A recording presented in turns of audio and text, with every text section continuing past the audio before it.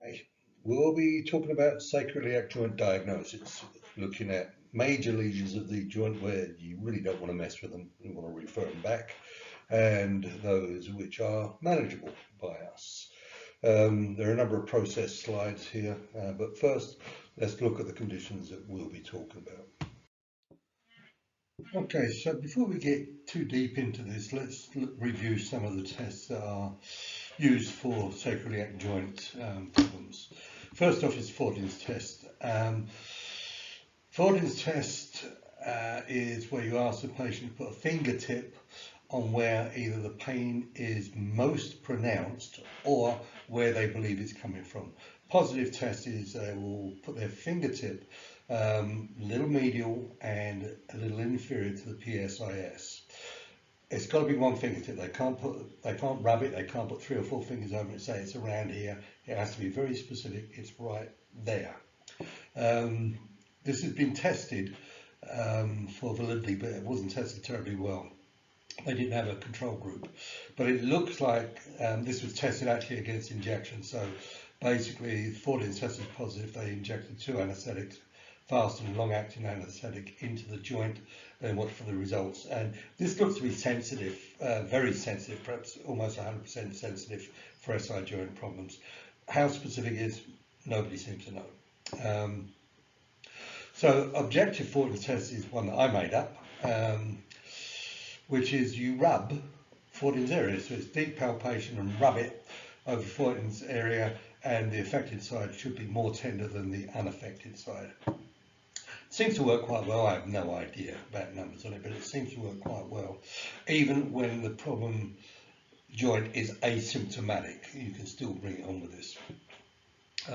Primary stress tests are the so-called anterior and posterior gapping tests, and also a hopping test. So what you have the patient do is you put on a belt, cinch it right up, traction belt, something like that. You cinch it right up so it's tight around the innominate. You have them hop on the leg. They record the pain. You then take the belt off, have them hop again, and that pain should increase if this primary stress test is positive. Mostly primary stress tests talk to inflammatory conditions in the joint. Sometimes it'll be because they've got severe pain in the joint, and that's enough to kick it off anyway. But they were primarily designed for inflammatory conditions in the SI joint, and I think for the most part that holds true. Secondary stress tests are really stability tests, and what we're looking at now is whether or not you're getting movement when none should occur. And there's a number of different ones, and you've either seen them or you will see them. Kinetic tests are tests of active movement. So you palpate body landmarks, primarily the PSIS and the sacral 2 spinous process. You have the patient do various movements and you watch differential movements between your palpating digits. They work, but I think that they're very vulnerable to problems in the lumbar spine. They're vulnerable to leg length differences as well. So they do work. They're also more complex than you need to have, I think. And to me, it's easy just to go straight in, do the biomechanical test. They're as quick as doing a kinetic test anyway, and get a definitive answer from those. So this is a review of previous testing that you've learned. Okay, so we're going to look at the major sacroiliac joint lesions. These are major pelvic lesions, actually. These are things that you do not want in your clinic. So first off, visceral disease. All of the organs in there are capable of referring viscerogenic pain. And none of these conditions are good. So if the patient's talking to you that it's telling you they have viscerogenic pain, that deep, dull, diffuse aching, comes in waves and is helped by movement, often they'll feel better when they're moving around. But if you're getting that quality of pain, don't mess with it, send it out. It's not somatic. Sometimes the lining of the organs, peritoneum, may be affected, and in which case you'll get more for musculoskeletal type pain, but the onset and offset of these pains will not be related to activity. certainly won't be made worse by activity unless you're doing something like a Valsalva where you're compressing down, it, or maybe false flexion where you're compressing down. Look at the PAs on the spine and the sacroiliac and then the sacrum.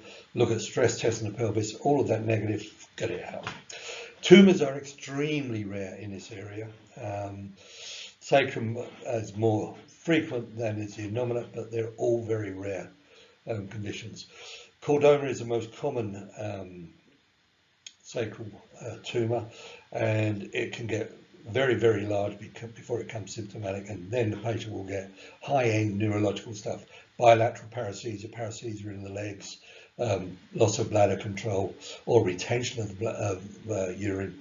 But this is going to be major symptoms that you can't really miss this if it's got to that stage. The thing is, though, the chordoma can eat a lot of the bone away before it actually gets to that point.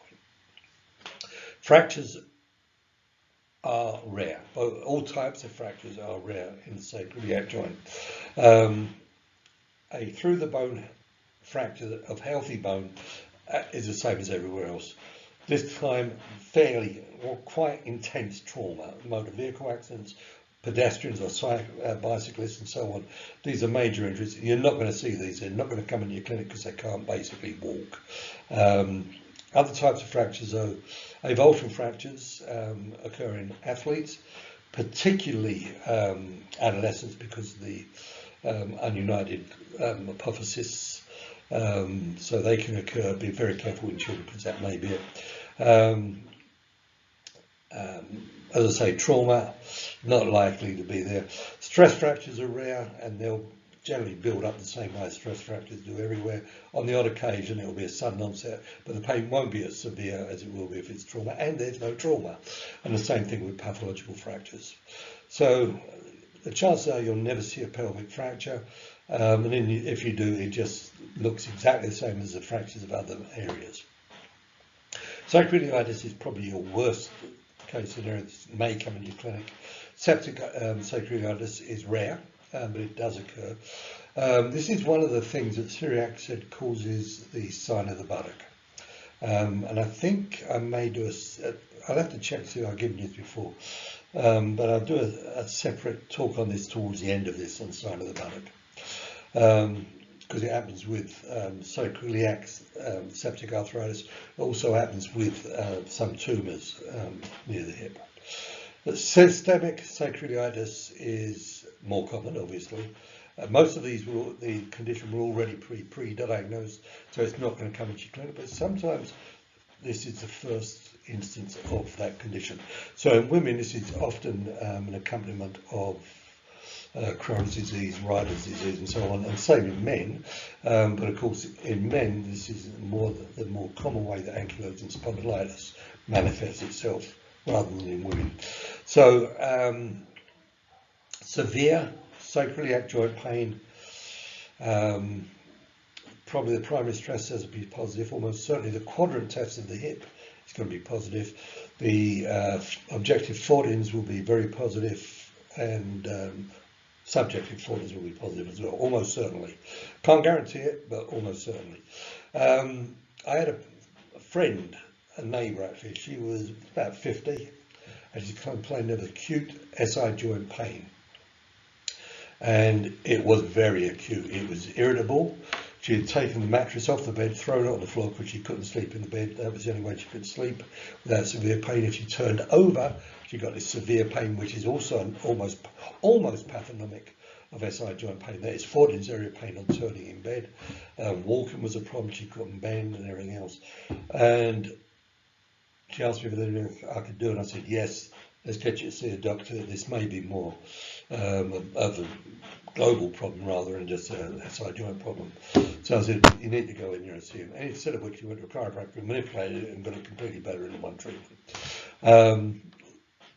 I'll make that mistake 100 times before I manipulate that presentation. This is the way I prefer to make mistakes on this side of caution and let somebody else run the risk. I think the chiropractor was actually fairly lucky because there was nothing in that presentation other than a history of other joint problems or enthesitis that would lead you to believe this is an ordinary sacroiliac joint problem. Having said that though, outline SI joint biomechanical problems can be very, very acute, but not as acute as you would say acute. It's very much an outlier of an outlier. What can you do? Okay, minor lesions, traumatic sacroiliitis. This can be macrotraumatic, in which case you'll get a history of fairly significant pain, fairly significant trauma, falls downstairs, kicking in the buttocks, like something fairly significant. But the onset of pain may occur at the time of the accident, but it's worse later on, like after an hour, like older than an hour or two. If the pain comes on within an hour or two, figure fracture. Otherwise, it's probably not a fracture. So that's macrotraumatic. Microtraumatic occurs because the joint's unstable. These articular instabilities, and a fairly minor incident will cause it to slide and it will become inflamed. I really don't want to say the word sprain, but essentially that's what I mean. So in this case, there won't be any significant trauma. They may talk about slipping on ice and catching themselves before they go down, or there may be no trauma at all they can relate, and then bang, they're left with this irritable aching that actually lasts for some times after they do something to stir it up. Ligament tears can occur traumatically. Again, it's reasonably significant trauma, and it's really only the ventral ligament that tears, because it is weak in the other one, but even so, this is pretty strong. So here you're looking at groin pain, and if you can manage to palpate it, it's quite a difficult palpation. We can show it in class, but it's quite a difficult palpation, but you can get there to the point where you can feel the underlying bone. Not on me, maybe, I'm a little bit bigger, but on less well-built people than me, then you can usually get down to it. And then you're looking at tenderness over that area compared to the other side. Believe me, nobody's comfortable with this, so everybody's tender. Make sure you check both sides. Microtraumatic tears are a little bit more common. Probably these are not tears, but overstretched, so they become insufficient, incompetent, and then they can also become painful when you do that. And again, it's going to be the ventral ligament. Probably it's going to be symptomatic rather than the posterior ligaments, although they do get stretched out gradually as well. You're probably not going to tear the posterior ligaments. Much more likely you're going to fracture the bone before you tear those ligaments. And then the other one, of course, is biomechanical dysfunctions, and these are the ones you can have. The innominates can sublux into flexion, they can sublux into extension, they can sublux cranially, the so-called upslips, and very rarely they can sublux caudally, the downslips. Now remember what we said, the conjunct rotation of extension is medial. So if this subluxes into extension, that is anterior rotation, you would expect it to rotate medially. And sometimes it does, and sometimes it rotates laterally. Remember, you're not dealing with normal mechanics. If these joints in sublux, it's because they're unstable, so normal mechanics sort of goes out the window somewhat. But I think maybe what happens is gradual subluxation for this, where it's being forced into extension by hypomobilities in the hip, or let's say the hip for the moment. So the hip can't extend, it forces this into further, more and more extension, and eventually it becomes hypermobile, and then it subluxes that way. That's a sort of a conjunct movement occurring there, and I think it was sublux intermediate rotation. If this is a primary subluxation, though, where it's actually forced out, it's unstable, but it's forced into extension and lateral rotation, then you'll find it's sublux. Then you get these sublux infills on both flexion and medial rotation. So don't be surprised if you find a different, the conjunct subluxation is different to what you expected. It does happen. So we can have flexion subluxations, extension subluxations, as I say. The osteopaths postulated a medial rotating subluxation and lateral rotating subluxation, that is inflaring and outflaring. I would say that these are the conjunct subluxations of both the flexion and extension, so I wouldn't go look. You can look for them by all means, and if they're occurring without flexion or extension subluxation, and that's a different lesion, but they're always associated with flexion and extension. And the other one is a condition called sacral torsion, which is really bizarre. And again, this is postulated by the osteopaths. I don't believe in them as a biomechanical dysfunction. You recognise these because if you palpate the inferior aspect of the, you're looking at the back of it there, if you palpate the inferior aspect of, say, the right side of the cornu on the sacrum, you'll see it sitting back that way. But if you palpate the upper corner of it, you'll find it's rotating the other way. And the only way that could happen is if you twist the sacrum on itself. Now, that's possible. There is a very well developed disc often found between S1 and S2. And it's possible that you've got this torsion through the bone. Yeah. The problem is, the way you treat this is you apply very strong pressure down onto the sacral cornu as the patient extends. They come up in prone line and pushing itself up that way. And it seems to correct it. I actually don't think this is a real lesion. I think you're getting some changes in the muscle tone area, and it's changing the way this appears. Because what they did was, the osteopaths always used to do this. They do muscle energy, re-examine the position of the pelvis and say, oh look, that's better. And that's really not the way to do it. So I don't believe in the sacral torsion. If anybody has any ideas on this, feel free to tell me about it, because I would be fascinated to hear an explanation that doesn't involve torsion at S1, S2. Okay, so let's have a look at the major trauma. So these can be caused either by trauma or by non-traumatic means. So severe trauma, obviously this can cause a healthy bone fracture, but the amount of trauma, the forces involved are massive. These have been motorbike accidents where the car behind him runs over his pelvis, but massive amounts of trauma and major fractures, and these are not going to come into your clinic. Chip fractures and that type of thing may come in. You're going to get sudden onset of pain, very local pain, and that may be a local fracture. But again, you come back to this business about a sudden onset of severest pain following trauma, then you've got to be thinking of fracture in some variety or another. With more moderate pain, more moderate trauma rather, and even mild trauma, this could be caused by, and no trauma actually come of that, a pathological fracture. The bone just gives way. Generally speaking, that's also going to be the severest pain the patient feels, but it's not necessarily very severe at all, because it depends on how much damage has already occurred to the bone. Now, for atraumatic problems, tumours. Very, very rare in the pelvis, apparently. It's one of the rarest areas to get cancer.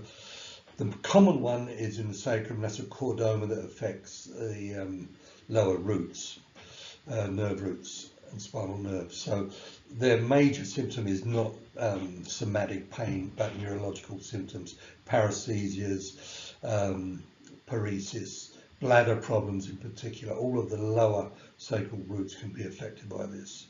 So not much chance of mistaking this. The tumour can actually be very large by the time it makes itself felt. Average age of this is about 50 and upwards or so. Well, I think the average age is 50, so on either side of it, I guess. Septic sacroiliitis, again a rarity, but it does happen.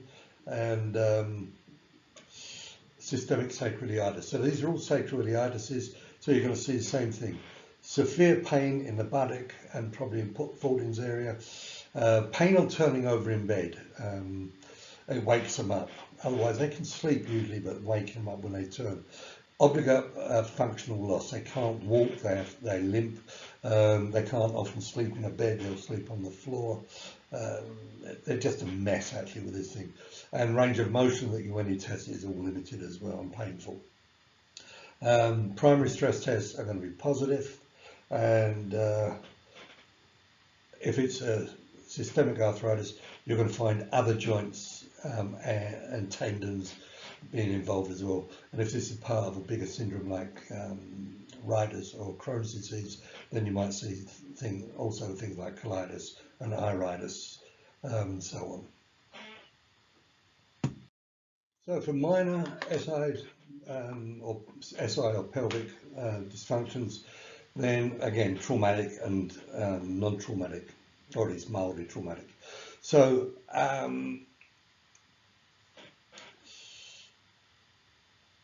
traumatic arthritis is the obvious one after trauma. Now this is still significant trauma. These people are going to be falling downstairs, slipping on ice, coming straight down their bum or on their side. So this is not, I didn't do anything, I slipped but caught myself type of thing. This is going to be fairly significant trauma, and that can produce significant amounts of inflammation. And of course this is a big joint, so there's lots of nociceptors on it, so this can actually produce a lot of pain.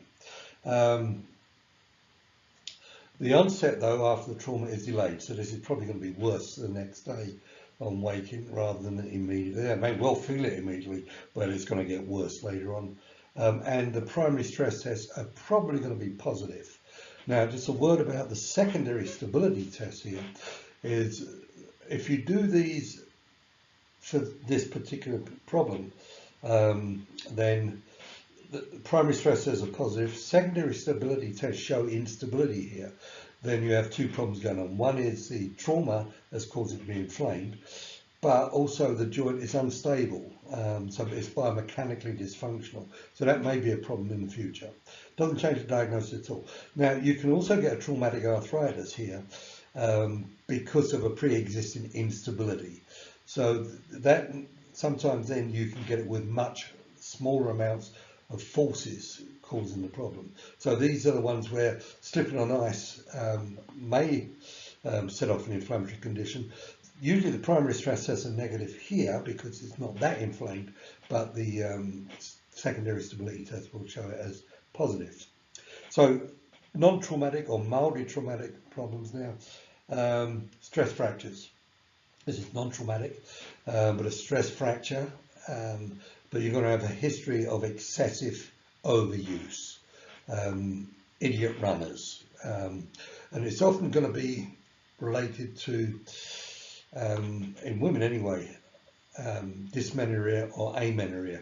So it's worth asking about that as well. But then you get this mixture of pathological fractures from the osteoporosis and also the stress that they're putting their body through and their exercises. You get a degenerative ligament tear here, and you need to be able to test the ligament directly by palpation, and same with tendinoses. And then finally, a biomechanical dysfunction, which can follow mild trauma or be atraumatic, and in which case you're going to see the biomechanical dysfunction EIS, hopefully, and objective Fortin's is going to be positive. So will subjective Fortin's as well be. Every now and then the pain will be in the anterior aspect of the joint, so it's groin pain. That's also, that should show up when you do a quadrant test, for example. And that may actually be a ligament tear. So these are the minor conditions that you're likely to come across. All right, so for those of you who like to have everything in one place, here's the last two slides together as a single slide. I suggest that you pause the video and have a good look at this if that's what you want to do. I think I'll send the PDF in with this as well. So there you go, fill your boots with it, and we'll move on. Okay, so primary and secondary stability tests. They do match up. They not match up, one being positive, always the other one being positive, but they are a pair, and different results will tell you different things. So the primary stress test, we're going to concentrate on the so-called anterior and posterior gapping test rather than the leg hop test, simply because the leg hop test will cause pain when the SI joint is painful. It's a fairly stressful test. Whereas the primary SI, the two primary SI joint tests that Cyriax developed are therefore sacroiliac inflammation. sacroiliitis is a bit of a loaded term because some people take it to mean as being caused by systemic diseases, whereas sacroiliitis actually only means an inflamed SI joint, because it really should be SI arthritis. So I'm going to use it as that unless I say differently. This is inflammation of the sacroiliac joint. So this is what the two primary stress tests are for. The anterior gap, posterior gap are not ligament tests. They stress the joint and you're looking for pain coming from the joint. Now these tests are often not positive, even sometimes when they should be. Traumatic arthritis being a case in point, lower levels of traumatic arthritis, because you're using very short levers, so you may not be able to generate enough force. So they're not always as sensitive as they could be, but this is what you got. Whereas the hopping test has a very lot of force coming on it, even though the lever is straight up, so there's not much in the way of lever, but there's a lot of force, compressive force going through it and shearing forces, but it isn't good for sacroiliitis. Ups and downs, swings and roundabouts here. So we have positive tests. Our hypothesis is a sacroiliitis, we don't know what type. Now, if we've got a history of significant trauma, usually, but sometimes mild trauma, and you have a delayed onset of the pain the following day, for example, then we're probably looking at traumatic arthritis. Now, if you now do the secondary stability tests on this, then, and they're positive, then you have basically a vulnerable joint that takes less stress. So it can be a very small amount of trauma that does this, or no trauma at all, so a slight shift in it, catching yourself slipping. So you have basically an intrinsic micro-traumatic arthritis versus an extrinsic over-traumatic arthritis. If you have a history of trauma with immediate onset of severe pain, you've got to think fracture. And as I say, the chances are that you're not going to see this patient unless it's an avulsion fracture, which happens in adolescents, adolescent athletes in particular, but also athletes.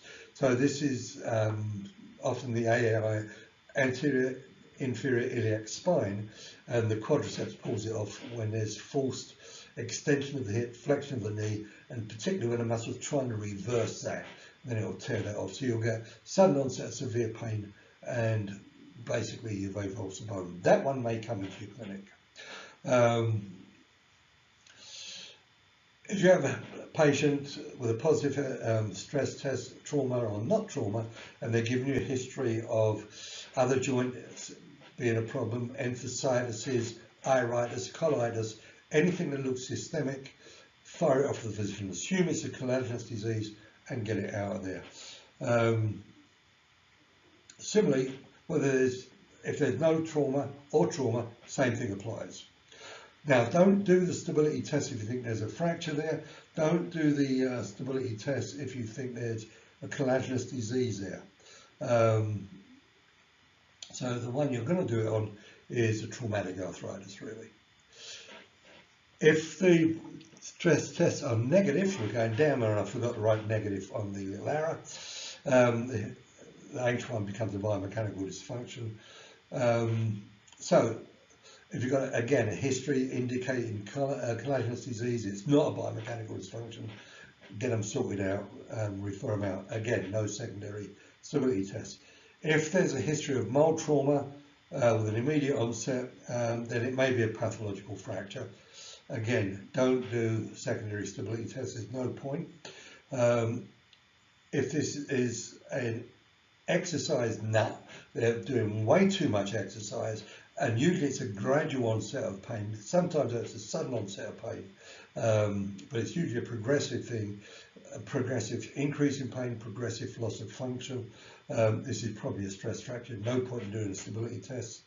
And otherwise you're going to have an EIS for biomechanical dysfunction, and the stability test probably at some point should be done. But if this joint is jammed up, then your secondary stability tests are going to be negative because the joint's jammed. Time to do those is after you've manipulated it. And if you've been successful in manipulating that joint, then the secondary stability test will be positive. And then lastly, I want to talk about sign of the buttock. It's misunderstood often, but it is an indication of serious pathology. And the sign of the buttock is all of these things. Buttock pain, hip flexion is reduced, straight leg raise is reduced, trunk flexion is reduced, and they're all the same thing. They're all hip flexion losses. So it doesn't matter whether you're doing a straight leg raise. If you bend the knee when you've reached the end of your limit, bend the knee and it still won't go any further. So all three of those things are saying hip flexion is reduced. There's painful weakness on hip extension, a swollen button. Sometimes, depending on what the pathology, that's not always consistent. But the main thing here is an empty end fill, and it's almost always on hip flexion, but it can be on any movement, anywhere, and you want to worry about this empty end fill. If you're not sure what it is, it's not the patient guarding against the pain, it's you being scared to take this up further or take it further into the range. The patient is desperately trying to let you do it, and as you're doing it, you can see them sweating. They're in obvious agony. The waiting rooms is emptied out. They've all left, and eventually you go, no, I can't do this anymore. It will go, but I'm not going to do it anymore. It's really not you being wussy. It's you being, I don't want to do this, and it really is a desperation thing. I'm going to stop doing this now. That's an empty end fill, and it's pretty much always indicative of severe pathology, except in the shoulder with a subdeltoid bursitis, and I've never seen one in the US or in Canada come with that. I've used to see a couple of them in Britain, and they were interesting because what you used to get there was middle-aged women, almost always, they go from having a perfectly normal shoulder in the morning, so by the time lunchtime comes around, they can't move their arm away from their side. It is extremely painful. They can medially and laterally rotate it if it's by their side, but they can't move it forwards, backwards or sideways. They can't take it away from their side. Very, very painful. Sometimes you'll see the swelling under the deltoid, often not. If you palpate around it, it's a bit painful. In fact, it can be very tender when you do it. If you treat it, it gets better in about a week and a half. If you don't treat it, it'll get better in about 10 days. The thing not to do with this, though, is false movement. The treatment of this is rest. It's an inflamed burst, for God's sake.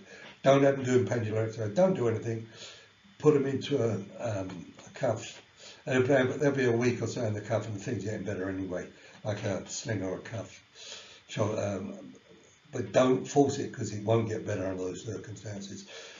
Very high intensity electrical treatment to the deltoid, not to make the muscle contract, but get the pain down. That works fairly well, it helps. And then anti-inflammatory treatments. And if I was their physician, they'd be on steroids, absolutely. You see the same thing in men. It's not as severe, and it doesn't get better as well. Again, swings and roundabouts. So that's sign of the buttock. In the sign of the buttock indicates major problems. The least serious problem is a fractured sacrum. And then it gets worse from there. So it's septic sacroiliitis, ischiorectal abscess, innominate tumours, everything you don't want to see here could be causing this. So take it as read as a serious problem, get it to the emergency room. One estimate says that the SI joint is responsible for somewhere between 10 and 15% of back pain. Maybe true, may not be. As far as the source of the pain, I'd say it's a lot more than that when you're actually looking at it being an asymptomatic etiology. And we'll get onto that as we go through this. So look out for this stuff. Look out for serious diseases. You probably won't come across one, but don't mistake one when you do get it. Okay, guys. Talk to you soon. Bye.